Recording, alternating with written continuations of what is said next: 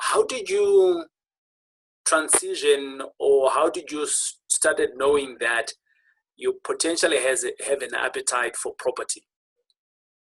So when I started working originally, right, it Yeah. didn't take me long to figure out that this employment thing is not for me, right?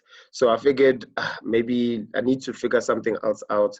I looked at things like trading, things like stocks and things like that, and I realized this is not for me, you know, like it doesn't stimulate any creativity. And I was looking for something with creativity.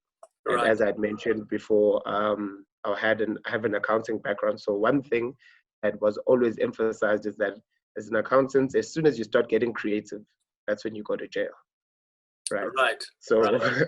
so definitely there was not much room. And with property, what I realized as soon as I started going on YouTube and just reading some books, I started realizing that property is a game where you have the opportunity to be creative, you have the Right. opportunity to make money, and you have the opportunity to gain wealth, generational wealth. And that's ultimately what made me come into property, you know?